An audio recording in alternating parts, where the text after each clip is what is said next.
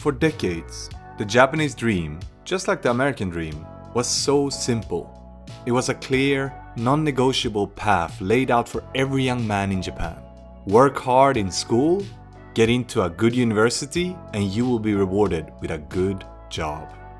This was the salaryman system, a system that became so iconically Japanese. You give your company your entire life, your loyalty, your brutally long hours, your mandatory after-work drinking parties, and in return, the company gives you stability, lifetime employment, a steady pension, and most of all, a respectable life.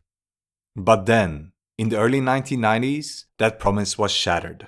The greatest bubble in history popped, and Japan fell into its lost decades. The economy didn't just crash, it completely stagnated. And for the young people graduating right into this new reality, there were no good jobs waiting for them. This is often referred to as the employment ice age, where an entire generation, also referred to as Japan's lost generation, found themselves locked out of the very system they were raised to join.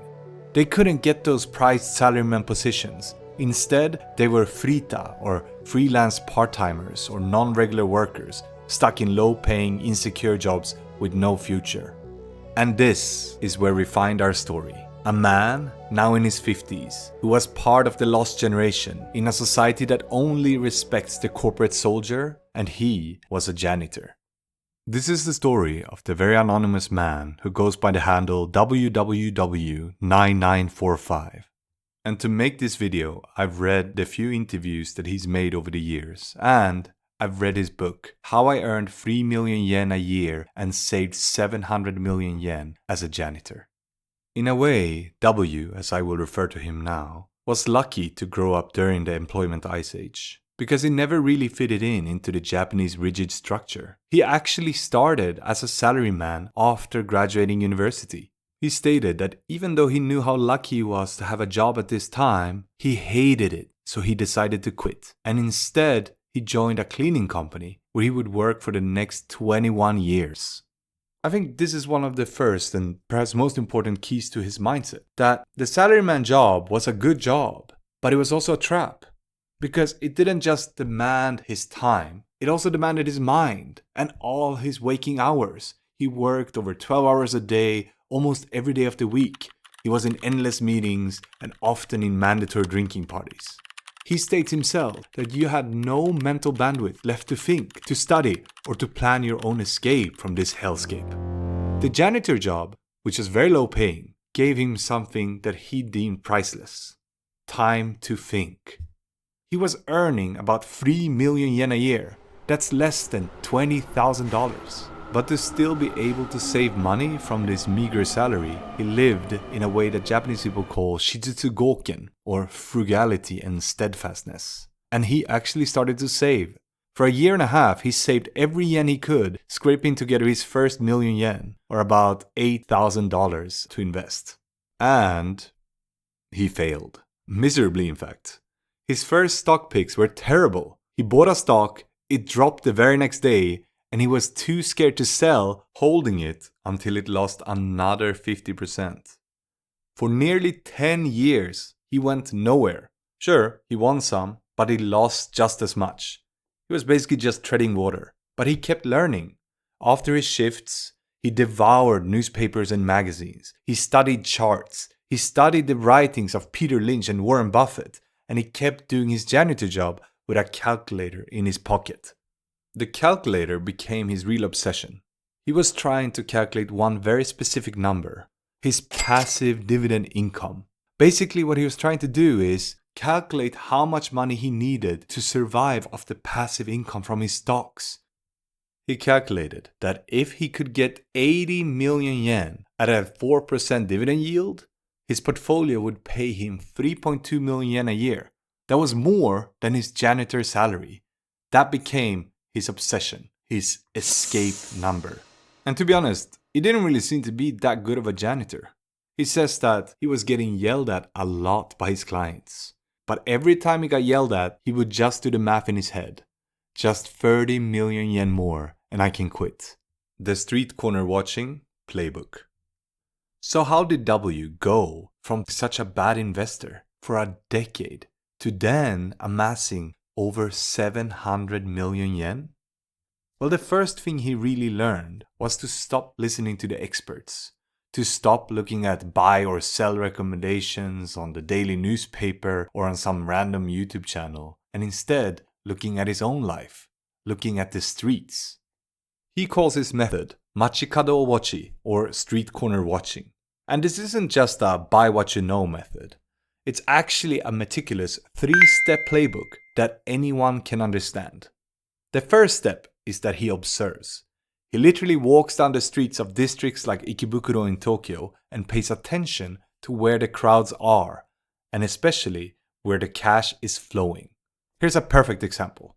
Around 2015, he noticed two things. One, young women were obsessed with taking selfies and using beauty apps. And two, the purikura, these old-style photo booths in Japan that's existed since the late 80s, they weren't dead at all despite people taking more selfies than ever with their phone cameras.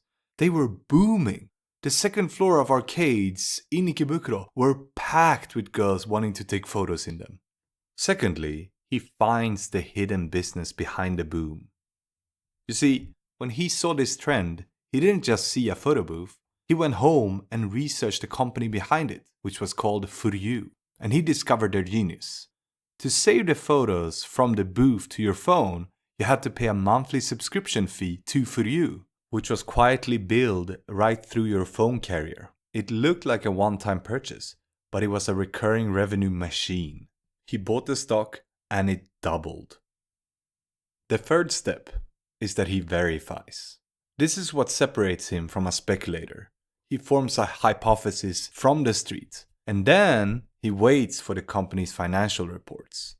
He said, when my hypothesis from walking around matches the earning figures, that's incredibly exciting. Because he is certain of what is seen with his own eyes and through the financial statements, he can wait for the stock to go down 50%, double or triple wherever it goes, while everyone else just reacts to what the market think of the day and panic buy or panic sell. This is the strategy he followed for every stock he bought. And in the aggressive years when he started amassing wealth, he used what he calls a Skytree portfolio model. This is Skytree, by the way, if you didn't know.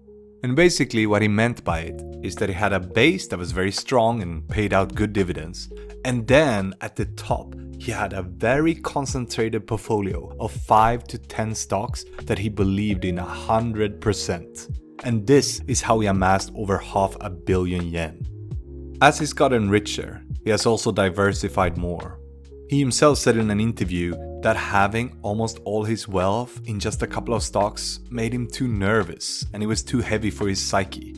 So he changed his portfolio a bit more from the Skytree to Mount Fuji, with a lot more companies at the base that could keep his dividends growing. However, one thing he never changed is his extreme frugality. Even today, when he has a family, he still never takes out money from his portfolio, and he uses the benefits from his stocks rigorously.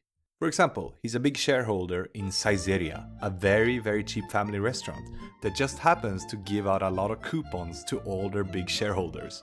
And he uses these coupons to eat out at Saizeriya at least once a week, completely free. Also, he has said that he only shops in Aeon supermarkets, Japan's biggest supermarket chain. And this is because it's one of his largest holdings. And when you're that big of a shareholder, they give you 7% cashback on all the groceries you buy from them. He has literally designed a portfolio that subsidizes his cost of living. This is the mindset of capital preservation. He's not trying to get richer per se, but is building a fortress to protect the freedom he's already won. Yes, that is the main reason he decided to get rich, to escape, to get real freedom.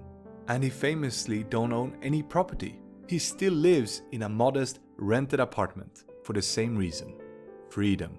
And perhaps even more surprising, he still works as a part-time janitor. He says it gives him purpose and it helps him stay healthy and active. Yes, this is the short story of W. And I think what's so fascinating is that in Japan, A country that's really built on conformity, group harmony, and the single correct path of the salaryman. W has become a legend. But he's not just a legend because he made so much money. He's a legend here in Japan because he showed that the salaryman system is not the only way to success. He's revered because he truly showed that the man who locked out of the good job could still end up winning the biggest prize: freedom.